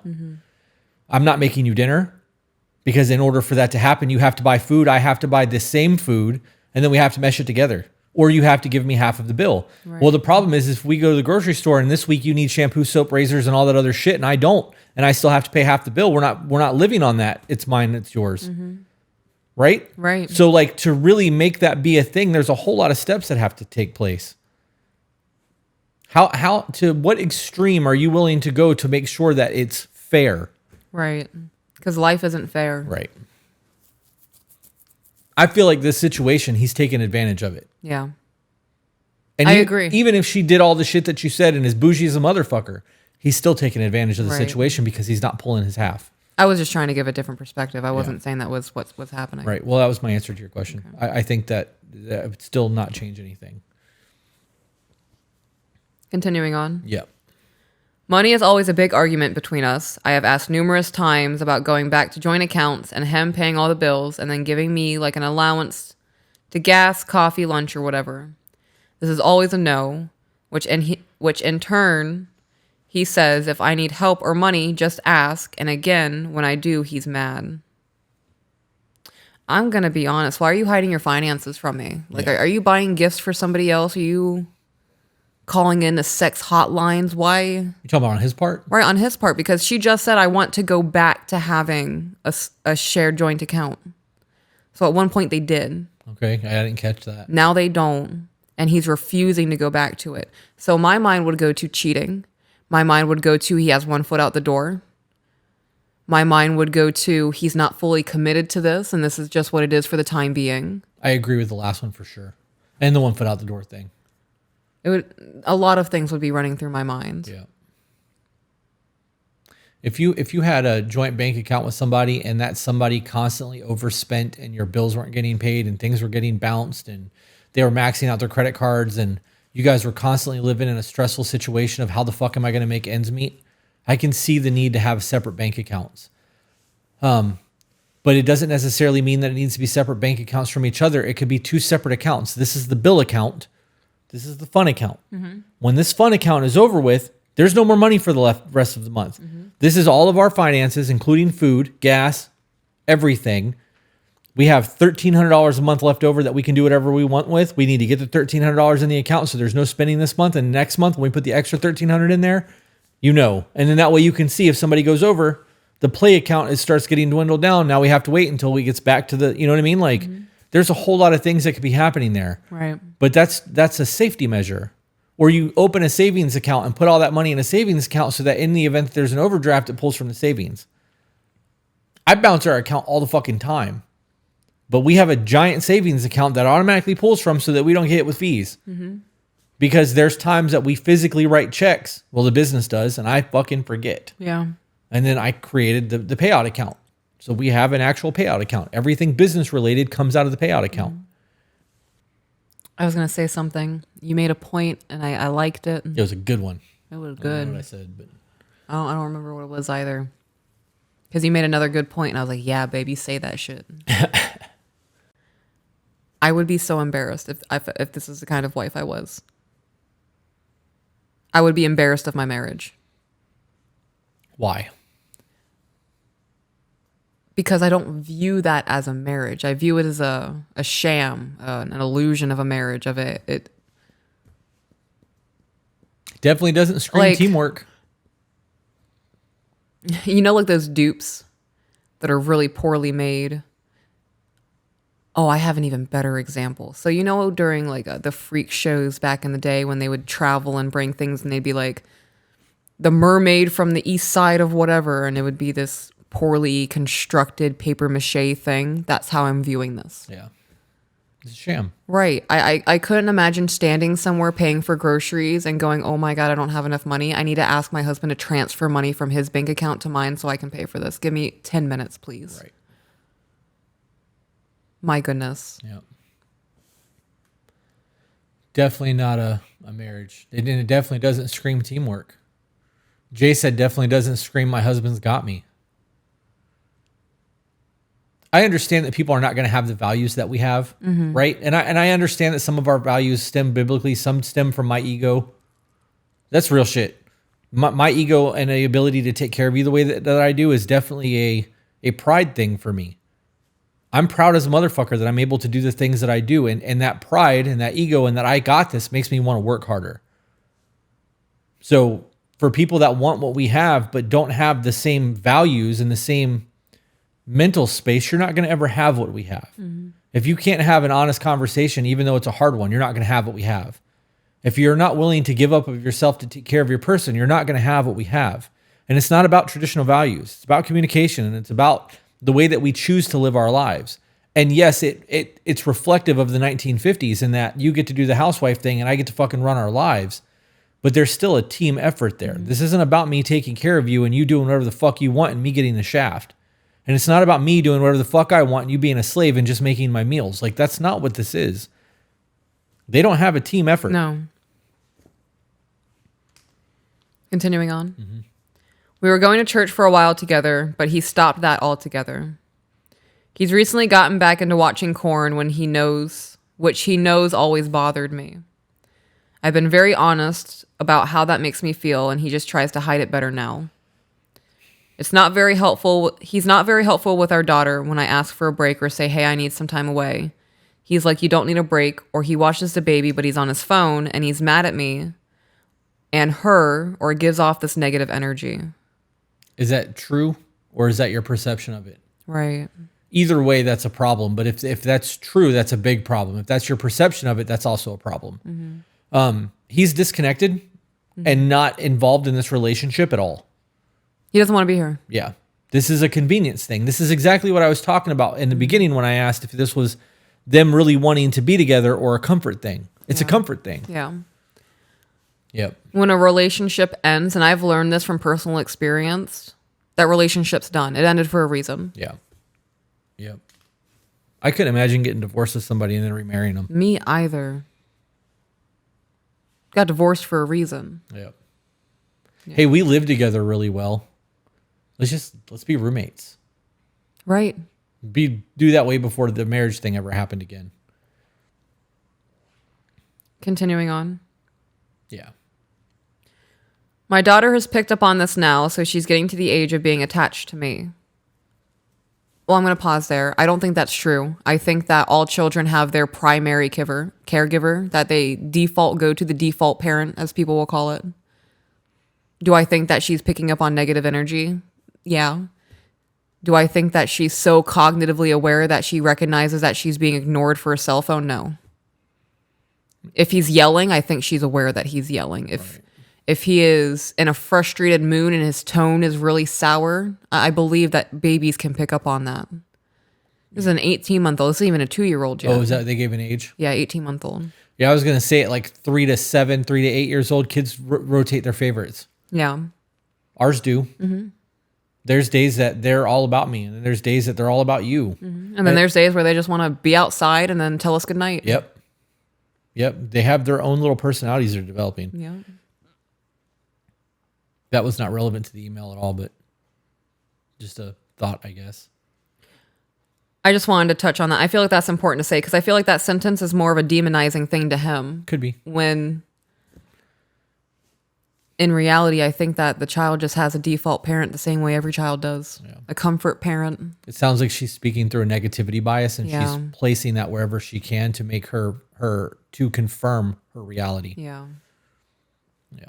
And I'm not saying that I don't think this dude's a piece of shit. I definitely think that he's making a very small window. Yeah. I think he's definitely making decisions that is harming the relationship. Not making good ones. Right. Not making husbandly choices. Continuing. Mm-hmm. He does not help with any house duties. I do all the cooking and cleaning. Being that my daughter is now clingy, I cannot keep up with those house chores, so my house is in shambles. I'm going to scroll back up just to double check that she said that this is an 18-month-old. And we now have a beautiful 18-month-old baby girl. This is still an infant. Yeah. This baby is not all of a sudden clingy. Babies are just clingy.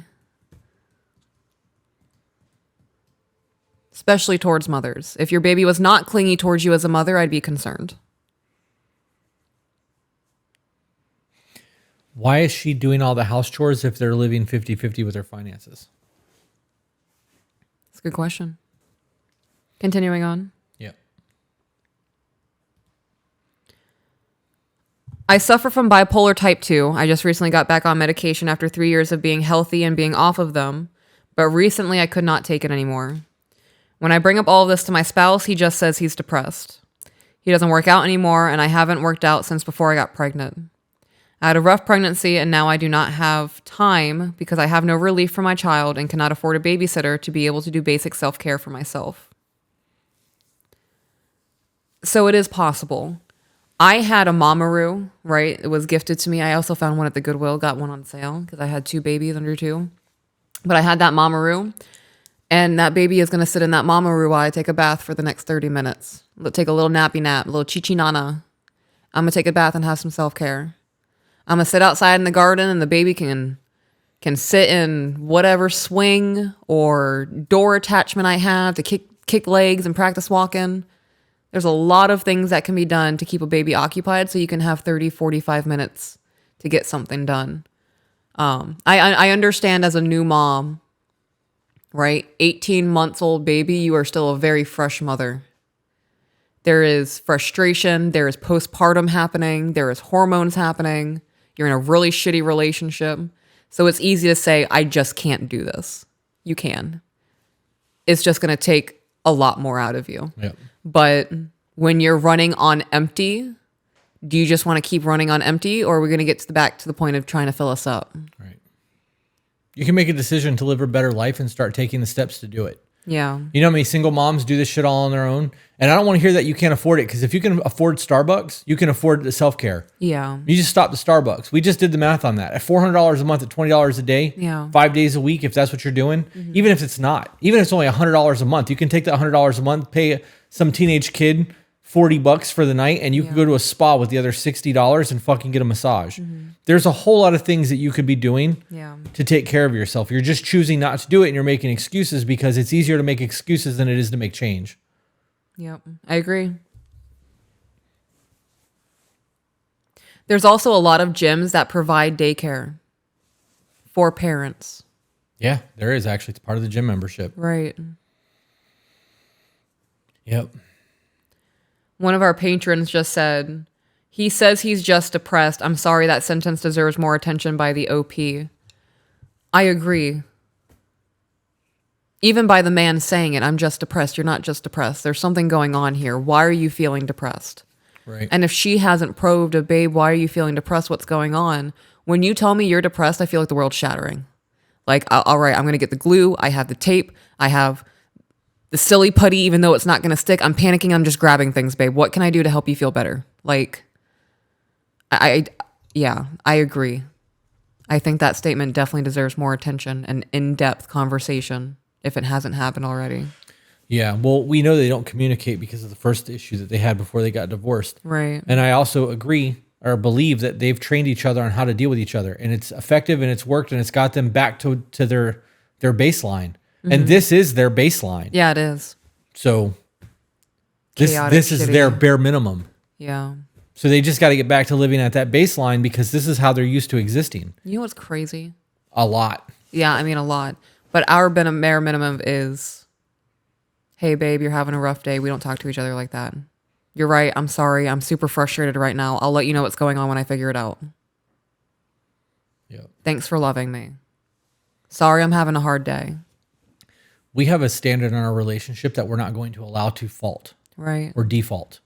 I'm not going to, we've both had really shitty past experiences with other people. Yeah. And we both have fucked up mental illnesses. Right. I'm not willing to ever live the existence that I lived before you. And I'm not going to allow our relationship to repeat that cycle. That's a choice. It's a decision. We made that decision before we ever even decided we were going to be together. Yeah. When we were courting and just getting to know each other still, and we were talking about the things that we've done and the things that have been done to us and what we will not accept, I'm not going to accept less than I deserve.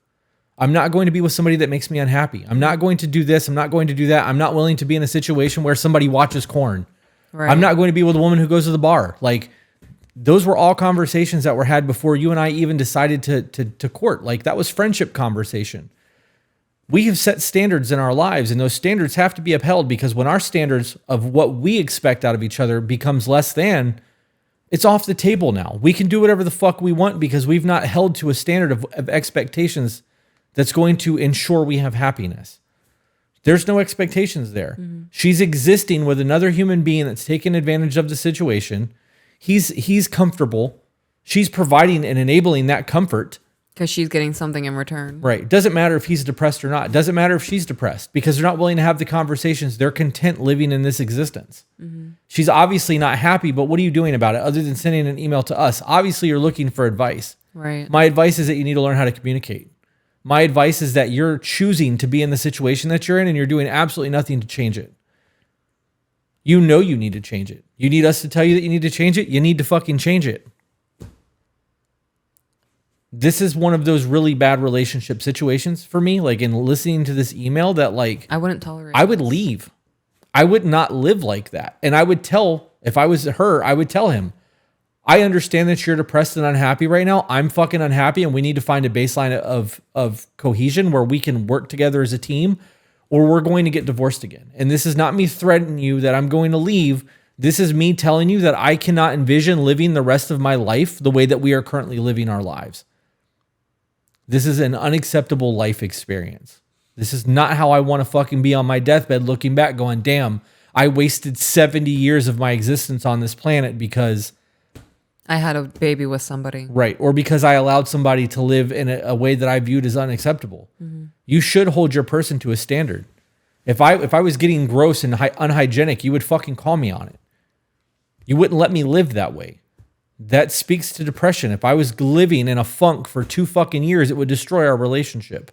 So in the event that he is actually depressed, what is he doing to change it? Because if he's simply complaining about it, Right. it's not enough. Oh, Right. you're depressed, but you're not going to the gym? We'll go to the gym. And then a week later, if you haven't gone to the gym, he goes, well, I'm just depressed. Well, it's been a week and you've done nothing about it. I don't want to fucking hear that anymore. You've had an entire week to make changes in your life, and you've done absolutely nothing to make changes in your life. You don't get to complain about that anymore. You are now making the decision because you're aware of your depression, and you're doing nothing to fucking change it. You haven't gone to a therapist. You haven't gone to a doctor. You're not getting on meds. You're not cleaning up your eating. You're not doing anything that you could be doing to fix your depression. You're living like that. It's now a choice. I agree. I'm not going to live this way. Get your fucking shit together. I will get mine together, and we can have a happy life. Or since we've already both proven that we're willing to divorce each other again, let's just go ahead and get that out of the way, because this isn't acceptable to me. If I'm living like I'm alone and I'm fucking miserable with you while living like I'm alone, why would I not just be alone? Then I don't have to worry about your depression, because your depression is affecting me. That's the conversations that need to be had here. And they're ugly and hard conversations, but they should be fucking had. Continuing on. Yeah, I'm annoyed. I can tell my spouse would like us to be better. He says it all the time, how we need to work together to be a unit and be better. Now I'm becoming an irritated, burnt out mom. I can tell I'm becoming an angry wife, hence the medication. Now he plays video games all the time too. I beg for quality time, and he states he hates movies and doesn't want to just sit in silence. That's bullshit. That first, when we came right back to the email, that statement is bullshit. I can tell he wants to be better because he says it. What does his actions say? Because playing video games and not spending quality time together is not, Right. that's not, it's lip service. That's lip service. I need to see action. I need to see change. I need you to show me something. Because what you're showing me right now is that you're telling me something so that I'll stop complaining. Mm-hmm.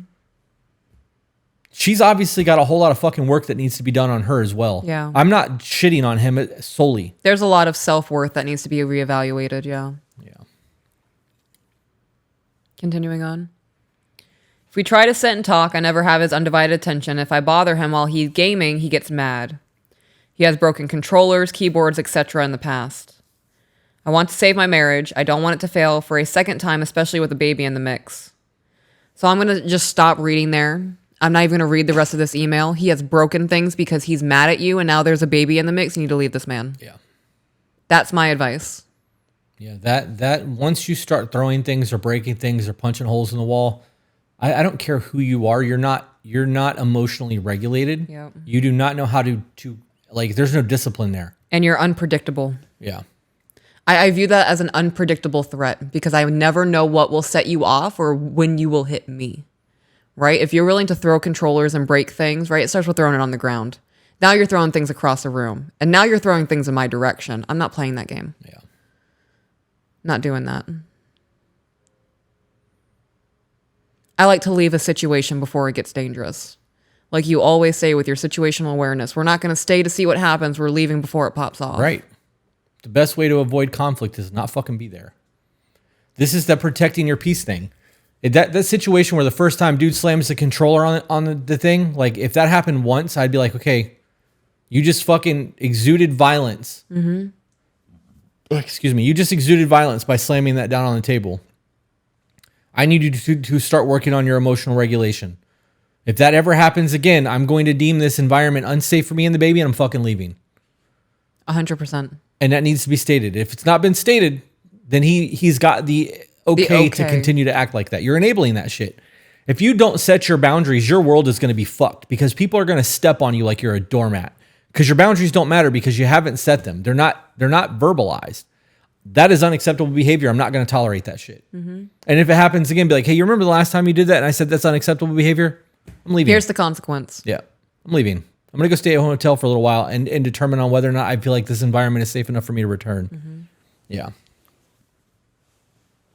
Do you want to read another one? We're an hour and 40 in, and I know that you went live beforehand. We're way more than that because we have at least a half hour of beginning that's right. Of this. I forgot about that. I think we should wrap up. Okay. We can interact with the chat for a little while if you want. I'm down to do that. All right. So with that being said, guys, remember you are oh wait, you know what? Just so that you guys who are listening, when we say we're going to interact with the chat for a little bit, we record these live during Patreon or for our Patreon. I don't know if I did this at the beginning of the episode, so I'm just going to cover it one more time. For those of you who are not part of our Patreon community and you want to support the podcast, Patreon is a way to ensure that we continue doing this. It helps pay for the employees behind the scenes. It allows us to do this as a full-time job, and we greatly appreciate that. The second best way to make sure that we continue to do what we're doing is share the content. The more the content gets shared, the more people get eyes on, the bigger our following gets, the more that we can ensure that we continue to do this long term. Mm-hmm. And our goal is to hit 250,000 by the end of the year, and I think we're almost at 220. So we're getting close. By the time this comes out, hopefully we're closer to like 230. We'll see. But with that being said, guys, remember you're the author of your own life. So grab a pen. And we will see you on the next one. Bye, guys.